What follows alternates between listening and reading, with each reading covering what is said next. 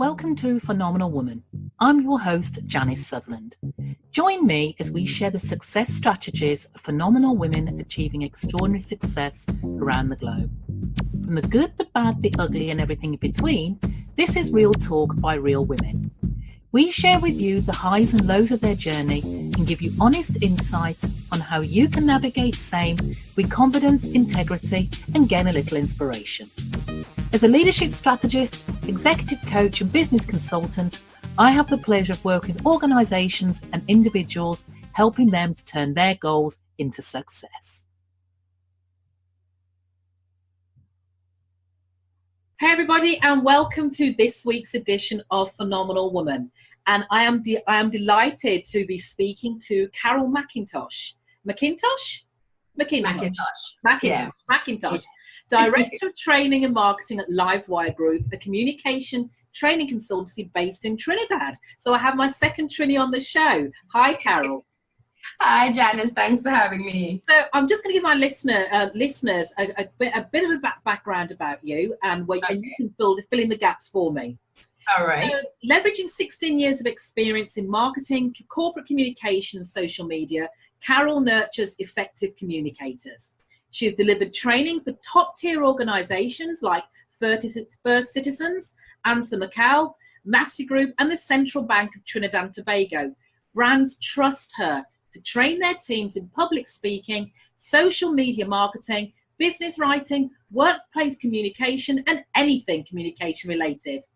Karel has also been a featured speaker at events like the US Embassy and Caribbean Public Health Agency Zika Tech Camp in Barbados and the 10th Caribbean Conference on Comprehensive Disaster Management in the Bahamas. She's the first, mark my word, first Trinidadian to earn a spot at the Branson Centre for Entrepreneurship. She eventually drew from the programme. We may ask a little bit more about that. And she also placed the finalist for Magazine Launch of the Year in 2010 Global Digital Magazine Awards for her startup Outlish.com. Karel is well accomplished as she holds an MSc in Corporate Communication with Distinction from Thames Valley University in the UK and a BSc in Government with minor in International Relations from the University of West Indies. Now that's a great introduction, Karel. Welcome to this week's edition of Phenomenal Woman. How are you? I am fine, thank you, and happy to be here and considered a phenomenal woman. Excellent. And you are. So I gave a bio, but tell us a little bit more about the work you do and where you come from, your background. Okay, so my background is communication. Ever since I would say even school, I was always writing, always involved in something communication oriented, speaking, debate team, that type of thing. And even in university, when I went on to work straight out of university, I went into public relations. Right. And I continued along that vein. And I've always been a learner, that type of person who you may know you're good, but you want to be able that a year from now, you look back at the work you did and you critique it and you ask yourself, does it meet my standard at my point of growth? Okay. And I guess that also tied into me just ending up as a trainer. I moved on in my career and then I became a manager at 27, a marketing and PR manager. Right. But I have a broad skill set. So I felt as if the role wasn't enough for me. Right. So I left.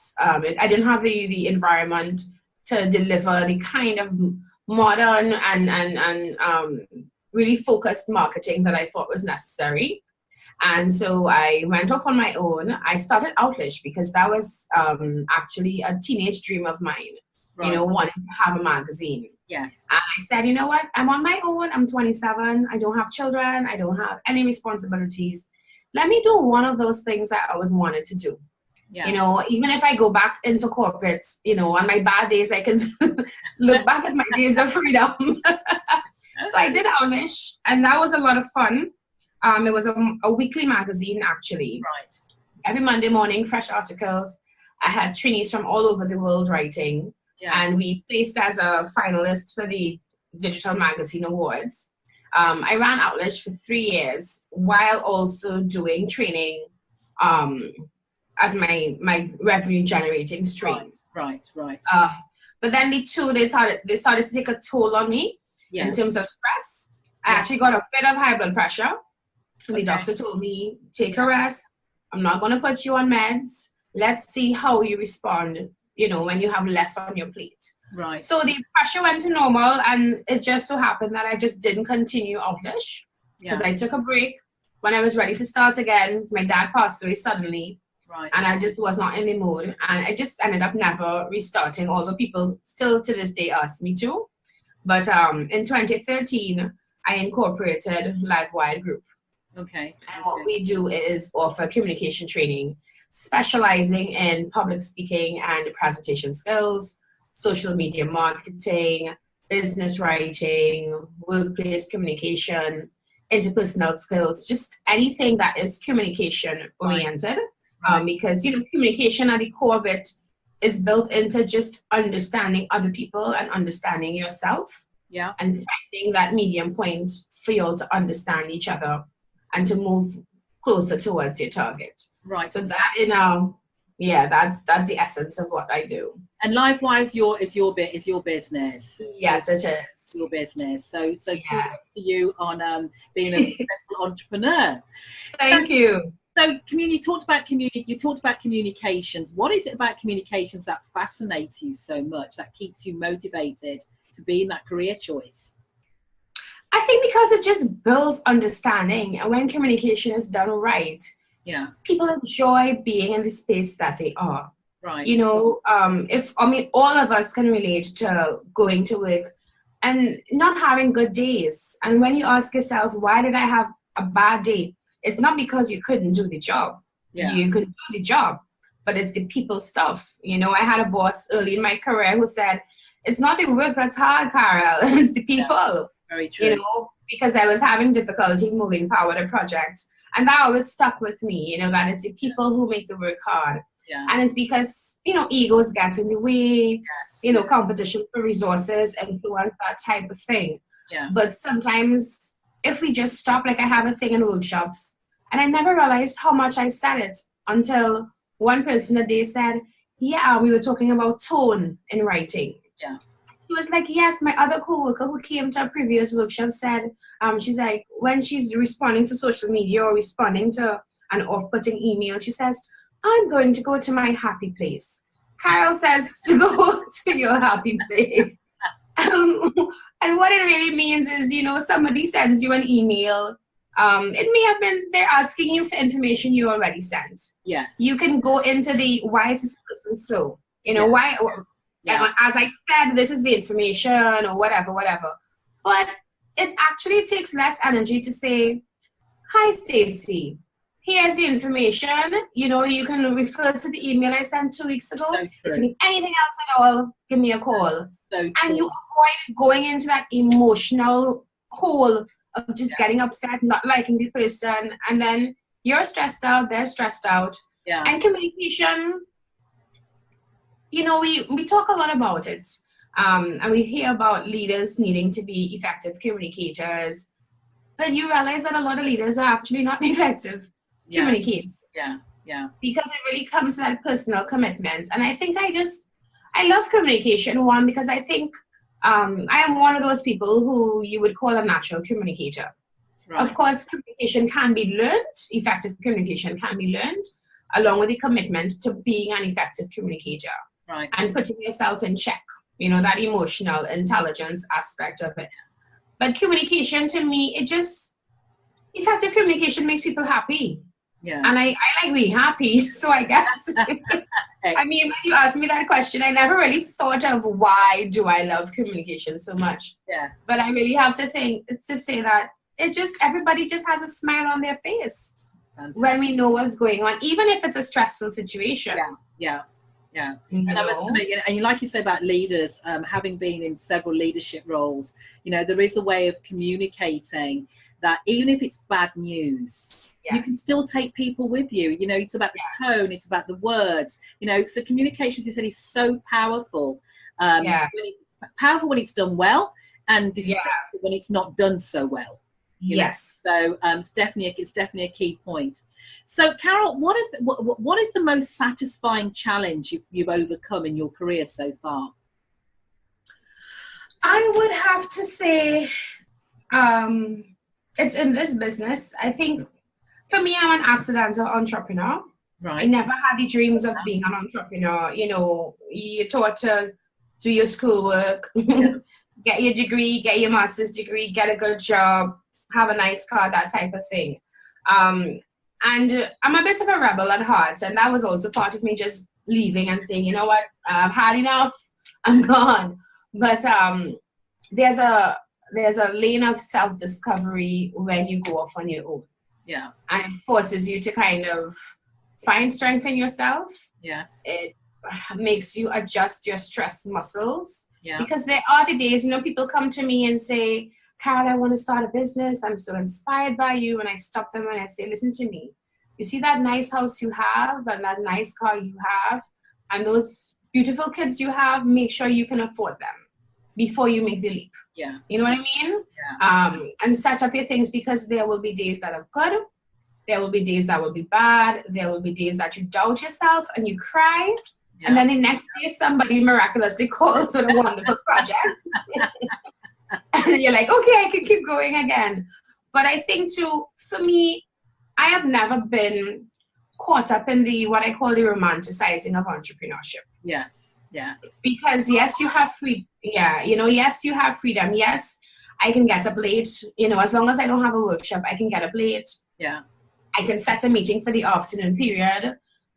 You know, and that type of thing. But there's a tremendous responsibility when you are responsible for making money for yourself and for others. Yeah. Because you can't rest on your laurels. Yeah.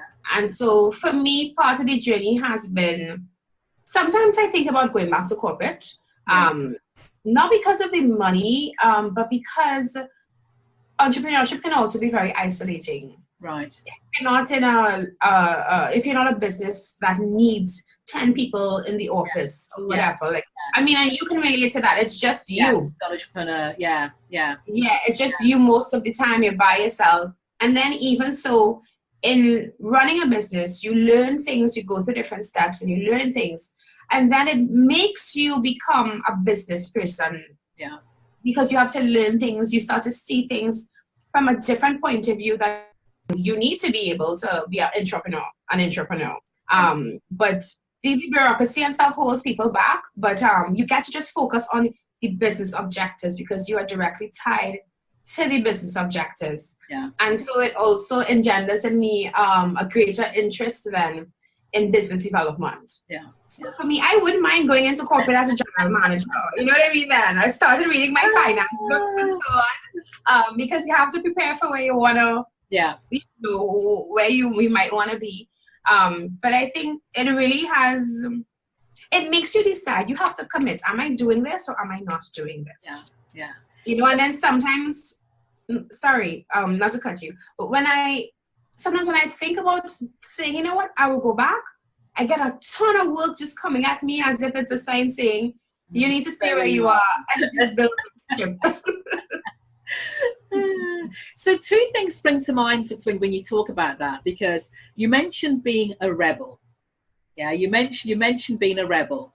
To me, it sounds like you have very strong values in what you believe in.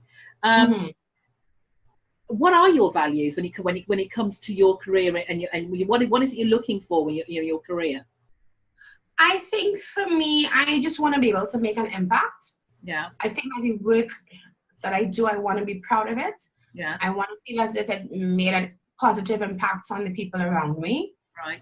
Both of my parents were teachers, and you know, I remember when my dad passed away 4 years ago, and a few months later, I saw a guy on the street who he had taught. The guy, he couldn't read, but Daddy taught him how to read so that he can pass. It was technical drawing, and he was like, you know, how's Mr. Mac doing? And I was like, Daddy passed away, you didn't hear? And he started to cry like a big man on the street because of the impact. Yes. And I think that I think the work is worth it if you're putting a smile on people's faces or you're building them up in some way. And I mean, and it goes back to, I think you had meant, when we were chatting, I think it was even before when you asked, why communication? What do you love about it? And I realized, I think because effective communication makes people happy. Yeah. And I think that comes back to the purpose behind what I do.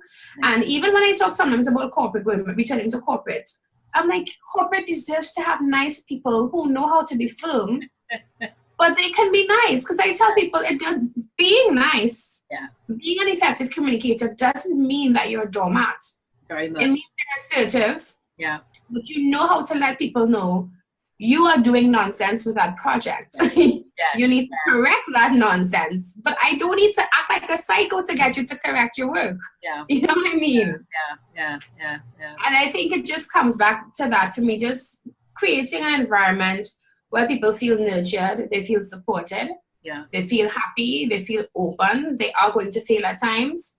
They are going to mess up at times, and they are going to have to get a buff, as we in the Caribbean say, or, you know, it's telling off. Yeah.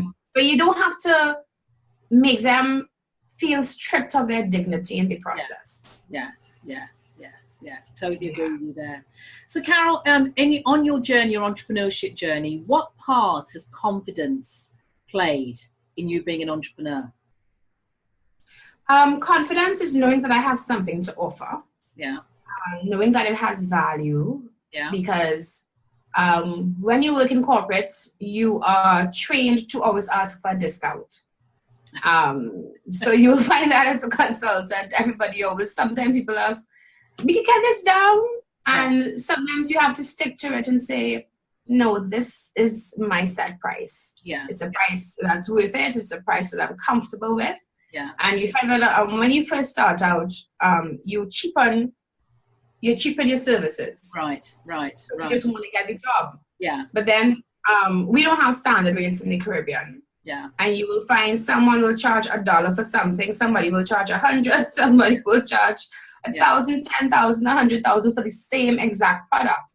But the confidence comes in, it's not just the confidence in asking for a price. Because when you ask for a certain fee, you know that you are giving those people 100% value for that fee.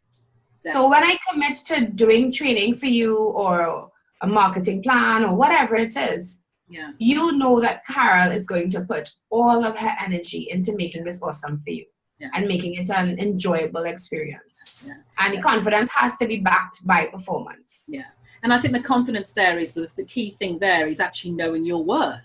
Yes. It's, believing, that you are, as you said, you'll deliver 100% and I totally know my worth. And if you're not going to pay and don't recognize how much I'm worth, then somebody else will. Yes. So like you say, I'm not prepared to cheapen myself because all this took a lot of work. Yeah. And it also goes into the business aspect of running an entity because I remember once I did a little talk for some entrepreneurs, and the CEO of an investment company, he told me, Karel, it was a wonderful presentation. I really enjoyed it. He's like, but what I want you to do the next time is go beyond revenue for them. He's like, I know they're starting out, so right now we're just looking at revenue for them. He's like, but there are a lot of big corporations that don't drive profit. They drive revenue. And it's important for entrepreneurs who are starting out to remember that where am I going? I want to reach a point of profit. If I keep reducing my price, I will drive revenue, but I'm reducing my profit margins. Yeah, I learned that from one line in Harvard Business Review Finance. But if it's one line, it's the most important line. And it's part of the journey because I wasn't always there, and I don't think I'm not trying to say I'm some business guru or whatever, but you learn that, if this thing has to be sustainable, if I want that what I do, I want to still be doing it in 10 years.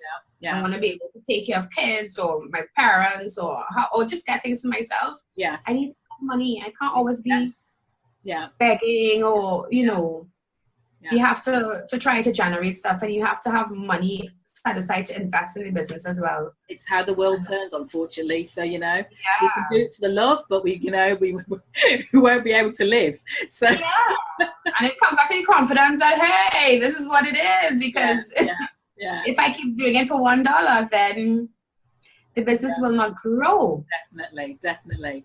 So, Karel, what's been your biggest career triumph? Still being an entrepreneur Yes, and still being able to have the trust of people, because I use social media if I am marketing public workshops, right, and so on. But for the most part, my business has been built on referrals. Yeah.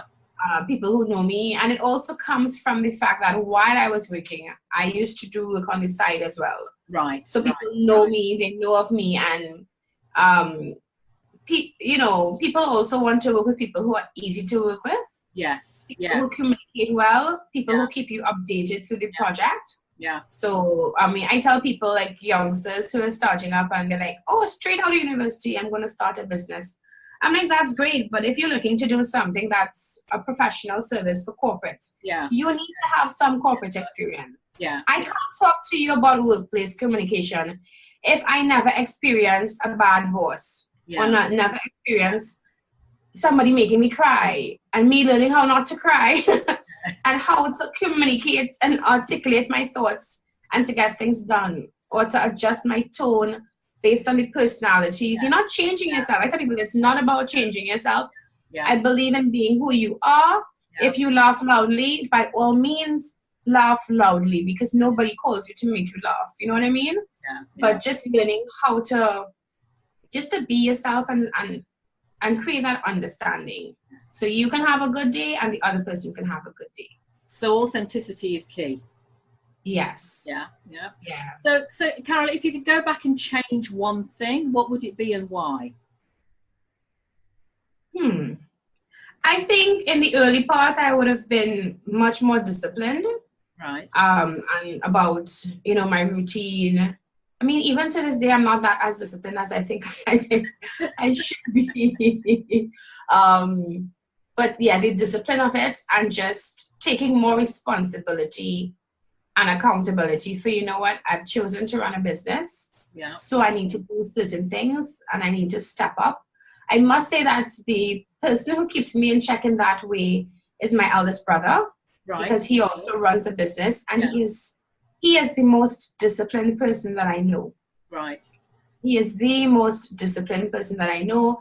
He works quietly. Nobody knows who he is, but he is there doing his thing, running what I like to call a real business. He gets up every single day, tired or not, and he manages that with children, that kind of thing, and he just builds. I think it's maybe the benefit of being the firstborn. Responsibility never stops, and discipline is built into you a bit more, because you have to take responsibility for more. But I think I would have been more disciplined in the start. Excellent. So being firstborn, I totally understand that. Yeah, you do have that trait.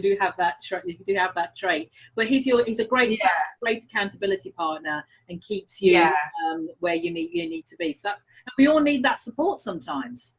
It doesn't hurt at all. So share with us a success quote or a mantra that you use, Karel, and why it's meaningful for you. I don't necessarily have mantras, but what I would say is prioritize what you want to achieve. Yeah. And focus on those things, and then phase out the others. Yeah. I'm one of those people. What helped me, I actually have it on my desk in terms of productivity, because I made up my own little to-do table. Those of us who we have 50 things on one page, I can't get it all done. So I put them into categories. But there's a quote by a guy called Jim Collins. I don't know what he does. But he says, if you have more than 3 priorities, then you have none.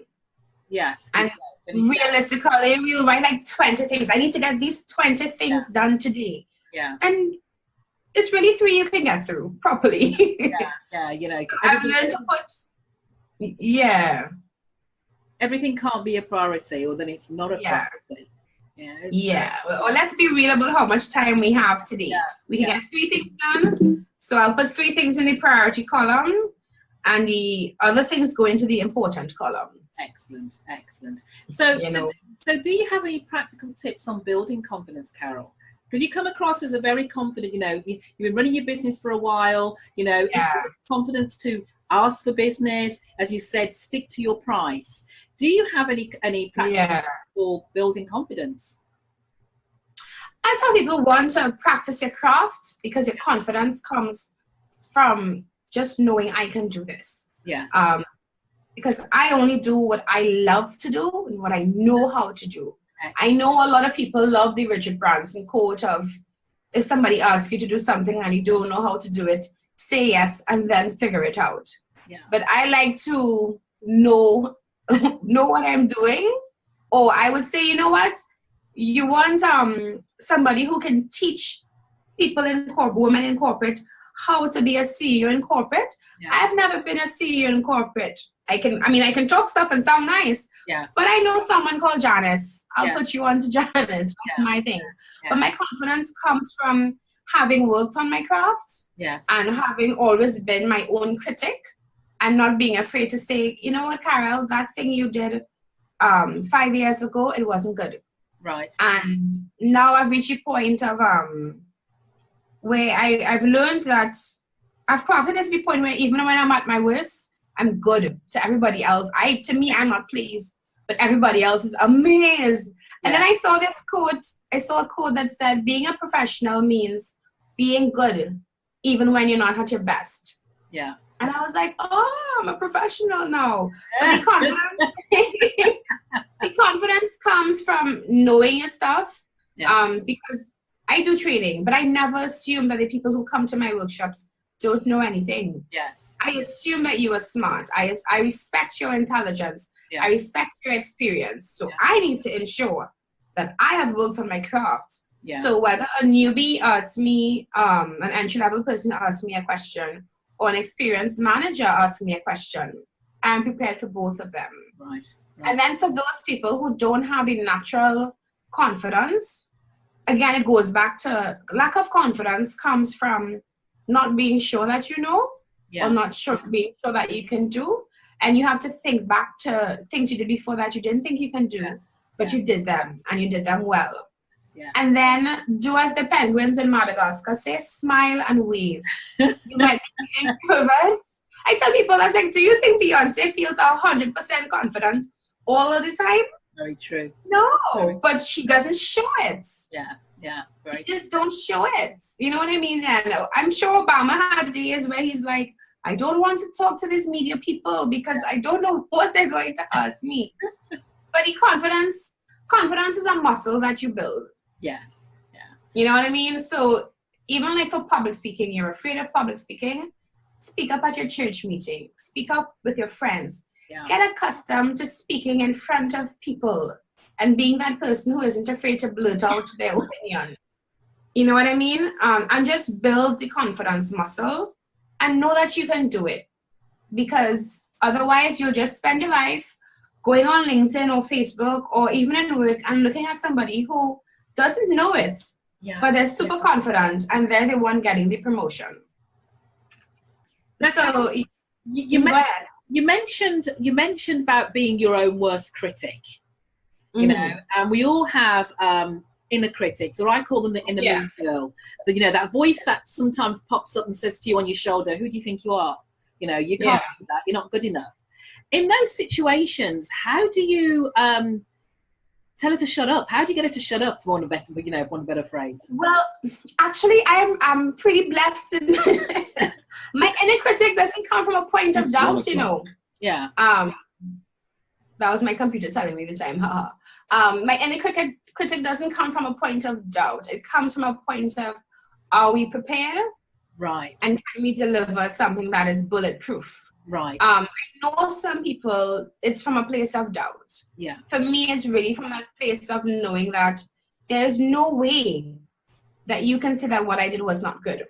You know what I mean? Yeah. And it's just really a way of building excellence. The inner critic. So your inner critic is far more supportive than it is a critic, and they can sometimes. So you're in a fabulous place, Karel. You're in a fabulous place.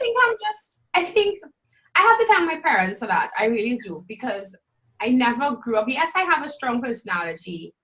And And I've always been oblivious to things going on around me. I'm never the person who wonders if people think I'm pretty, or, you know, they think I put on weight or whatever. And when I look back at how my parents raised me, I realized that they built confidence into me, apart from my own personality, the things they did, you know, the critical thinking skills. Yes. Knowing how to speak, you know, when I do public speaking training, and I have a part where I make people watch how they speak, how they enunciate. Yeah. Because I say, we're in the Caribbean, we are going to use Creole, we are going to get comfortable. Yeah. But there will be times where you need to watch how you speak. Yeah. And somebody asked me, how is it that you do it? Because, I mean, to be frank, Janice, I love my Creole. I could just go into Creole and have time, you know, but there are times when you have to literally stand it. And my dad had a thing when we were younger, you had to read with meaning. Right. You couldn't just come and read a paragraph for him and be like, no tone, no enunciation. Yeah. You had to start over, you know? And I think for me, that built it into me. But I think people have to just believe in themselves. Yeah. And even if you're doubting yourself, I mean, I tell people, I remember Michael Jackson said he used to be nervous many times when he had to perform. But there he was moonwalking anyway. Yeah. You know what I mean then? Yeah. And we have to remember that everybody gets nervous. Everybody doubts themselves. Everybody feels sick on certain days. Yeah. But you have to go there and perform and make a decision that I'm going to perform. And if I try to do the best I can, and if I have prepared myself to deliver my best, then I can feel confident that I've done the work. I have the ability. And you know what? Even if people give me feedback, and it may be feedback I don't like, I can take that feedback and work on it. I also have to be able to identify constructive feedback versus feedback that is meant to break me down. You have to know who are the people who want to break you down, because other people, they see the potential in you that you don't see in yourself. Very much, very much. Yeah. And they try to break you down before you can reach to their level and become a threat to them, because they know that they can't match your skill. You know, and people have to realize that. And I tell people too, somebody tells you, I don't like your work, it's horrible. Ask them, well, could you tell me 3 things that I could improve? Yeah. And if they can't give you specific responses, it means that they were being petty. Definitely. They were being petty. Definitely. Well, your parents did a great job, because you're really well-rounded in the confidence field. So, yeah, I love it. Yeah. I love it. So, Karel, you talk about your parents, but what advice would you give to your teenage self now, looking back? What advice would I give to my teenage self? I don't know, Janice. The advice I would give to my teenage self, I think would have been to embrace the challenge of maths. Right. You know, for me, again, I don't know if I am just fortunate, but this Karel was teenage Karel as well. Yeah. You know what I mean? Then it was just who I am. Yeah. Additionally, I have to say the school I attended, the secondary school I attended, St. George's College, they build you to be a confident, all-round person. Yeah. We had students from all walks of life. Yeah.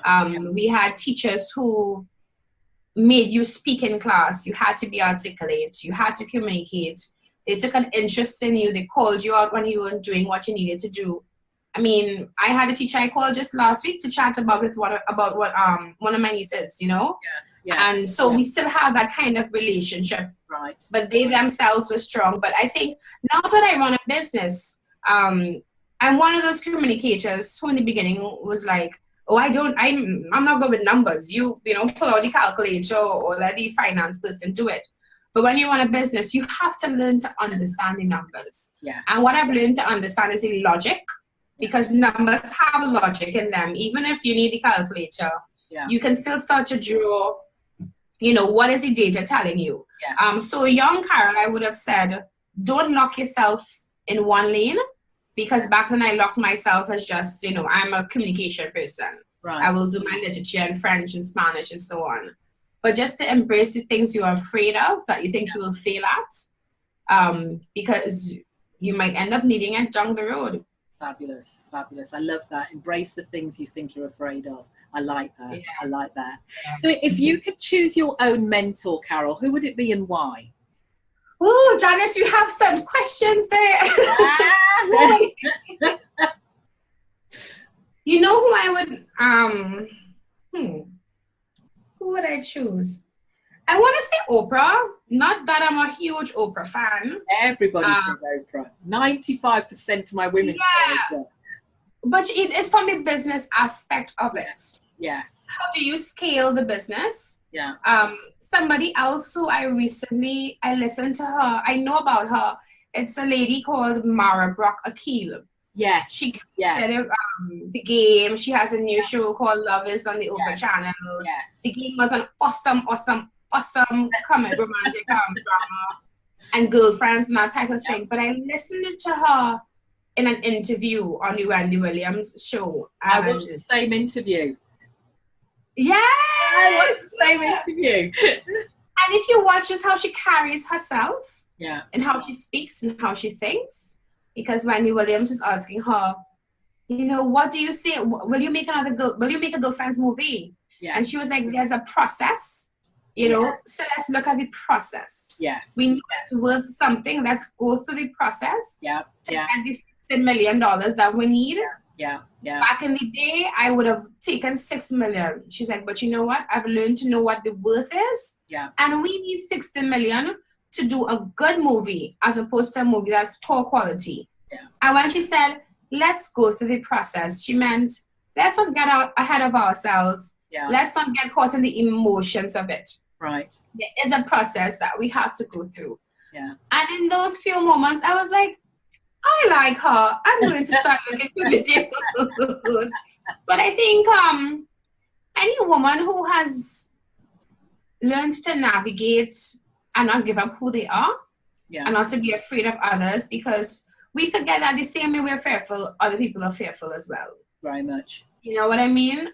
But I think from the businesswoman point of view, just being able to build out that empire, but knowing how to scale it as well. Yeah. On that level. And you know, I'm constantly searching as well for Caribbean women specifically, because we can make an Oprah, but Oprah has a totally different environment to us. Very much, yes. And she has a larger geographic location to work with. Yeah. But I'll never knock her hustle. You know, so yeah. So Karel, what are the 3 things you've learned about yourself during your career? I learned that I'm adaptive. Yeah. I learned that I'm resilient. Yes, excellent. And I learned that I am extremely detail-oriented. I'm meticulous. Fabulous. I have a very easygoing personality. I will always be the person who laughs and smiles. And I had a friend who told me once, you know, people think that she was saying, you know, people see me as serious. I'm always serious, you know, and that kind of thing. And they see you always laughing, but they don't realize that you are jokey serious. And what she meant was, Karel is laughing, but right underneath there, Karel is extremely anal, detail-oriented, but I make organization look easy. I don't believe in negative stress. Right. I believe in positive stress. I used to say this early. This is one thing I learned early on in my career, that work is going to be stressful, but we can make it less stressful. Right. If I speak to Janice and say, Janice, what do you have going on next week? I need such and such of you. And I prepare Janice for the stress that is coming. Yeah. And I let her know I'm going to call on you on Tuesday for X, but I am putting things in place. So in her mind, you gain clarity as to what is expected. Yeah. So you can receive, you know, okay, Tuesday is going to be a rough day. Yeah. But at least you're open to it, and it becomes positive stress that achieves results as opposed to negative stress. And at the end of the day, we still haven't achieved what we wanted to achieve. So you said just touching on that, you know, in stress and work. What's the piece of advice you'd give to basically maintaining a work-life? I hate the phrase work-life balance, because I just don't think it exists. Yeah. But get to a place of integration where we're comfortable, we're happy, and we've got everything the way we want to work. So how do you go about making sure you don't burn out? You talked about the stress of having to do business previously, you know, and stuff like that. So how do you make sure you don't neglect yourself, the people around you, or your own health? I think sometimes you have to create mini moments for clarity. Yeah. I read this guy called Tony Schwartz. He's an energy consultant. Yeah. And he spoke about taking 10-minute naps or 20-minute naps. And I tell people, you're not like me, you don't work from home, but you find somewhere in the office, or you go in your car, you put on your AC, you put on your alarm clock, and you take that 10-minute nap or that 20-minute nap so that your mind can calm down, the cortisol levels in your body can reduce, and you can just feel more in control of yourself, because you start off the day and you just end up feeling more and more out of control. And we don't ever stop to get our body settled again.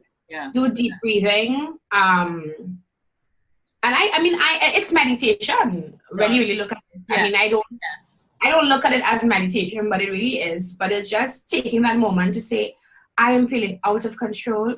Let me take some deep breaths. Let me calm myself. Let me calm my mind, calm my spirit, and then figure out what my next step will be. Definitely. And those few minutes just absolutely work wonders. One of the things I used to do, even before you get there, is I was writing about this last night, that I used to actually schedule my lunch breaks, because I knew if I didn't have it in my diary, and I used to mark it as private. So what used to happen is that people would look at your diary being Outlook, and they'd say, oh, you've only got this. It's only lunch. I can put a meeting in there. You know, so I have to make it private. It may be maybe just my lunch to you, but to me, it's the little few minutes that I get to have a breather, step away, take a bit of time for myself to regroup, to come back. You know, so, and we have to get in the habit of doing that and realizing it's not you know, a sign of weakness. Actually, it's a sign of strength, knowing that I have to regroup to come back. You have to manage. I read somewhere where they said you don't manage time, you manage your energy. Yes. Maybe that ties back. I tell people there are days I do workshops, you know, and I tell people a workshop is an 8-hour presentation. Yeah. And I have to be present for every minute of those 8 hours. All the time. Where's the questions coming from? What are the answers? You have to be totally and people want your attention. You know, and you give them your attention, and they feed off of you, and you're giving away your energy and your knowledge and so on. But sometimes during the break, I go and I take a 3 minutes in the bathroom, and I just, you know, calm myself, because the adrenaline is pumping, and you need to stop. So it's like giving a car fuel. You know, and that would help people with, especially for those people who are a bit emotional, and they have a boss, you know, who just picks at them whole day. You go in for a calm moment, you ask yourself, what is the real issue here? And what is the emotion behind why she's behaving, how she's behaving, or how he's behaving? And then you go and you address that. I tell people, if you have a boss who you say, he never smiles at you, don't go to him with a beast face, because your beast face has never helped to improve the relationship. Go to him with a pleasant face, and maybe one day he will feed into that pleasantness. You know, you have to try different things. But it comes back to, I think people need to understand that the role that communication plays in them having a good day. You know, and yes, you can't control people outside of you, but you can learn how to manage yourself. And as you go along, you become more adept at managing people and diffusing situations and building understanding. Fabulous. So, you know, there'll always be that special person who will act how they act. Every time. But if you can reduce the number of special people, hey, that's a success right there. Carol, coming to my last couple of questions now. What's your definition of success? My definition of success is doing something that doesn't give you negative feelings. Right. And feeling fulfillment in it, feeling as if it has a purpose, and being able to smile every day. Excellent. And lastly, what does it mean to you to be your own hero? It means standing up for myself. standing up for myself, whether it's professionally, whether it's in my personal life, letting people know that this is the standard I have. Yeah. And I have this standard because I plan to give you this standard as well. Yeah. What I expect I give as well. And if you treat me less than I deserve to be treated well, I need to change my environment. Brilliant. Brilliant. I love that answer. So that was my last question. But if our listeners want to get in touch with you, Karel, how can they do that? They can find me on LinkedIn. Look for Karel Mc Intosh. That's Karel. I am also on Instagram. They can also email me, Karel@livewiredgroup.com. And just remember that D in Livewired. And send me an email. And I'll respond. And I'm easy to find on the internet. You just put my name in. Excellent. And you will find me. Excellent. And I'll be sure to leave all the links in the show notes. Yes. So Karel, as I said, thank you so much for your time this afternoon. It was a delight. I absolutely loved it. Such a lively conversation. Thank you so much. Thanks for having me, Janice. Excellent. That was great conversation there with Karel, some really great insights. The thing I always hear when I'm interviewing all the women I've done so far is how much they're prepared to focus on what they really want. You know, they are scared, don't get me wrong, there's some scared and they suffer with some challenges around confidence, but they just overcome that and move forward. The thing to realise is that we have to take everything one step at a time, put one foot in front of each other. That's all we need, just a steady movement in the direction that we know we need to take. Now, if you've outlined your goal, your focus, and it's aligned to what you really, really want, your deepest, your major purpose, then you're already doing 90% more than the rest of the world. There's not many women out there who are chasing their potential. We're all guilty of that and are not chasing our potential. And right now, it's a huge opportunity for you to be out there and be an example, be an invitation, design your own fantastic, incredible goals and keep moving forward towards it. The more you do it, the more others will do it too. Why? Because they can see someone else showing that it's possible. So think about it. Who did you learn from? What did they show you? I hope you take the conversations I have with all my phenomenal interviewees as a learning tool. So as ever, that's the end of this week's program. If you want to keep in touch with me and all the other phenomenal women, just visit me on my Facebook page. I am Janice Sutherland. I'm on Instagram. I am Janice Sutherland. Or you can visit my website, janicesutherland.com, if you want to work with me and have further conversations on how I can help you push your career forward or just move forward generally in what you want to focus on. As ever, all that remains to be said is that it's always a pleasure speaking to you guys, as ever. So be bold, be fearless, be phenomenal, be you. Until next time.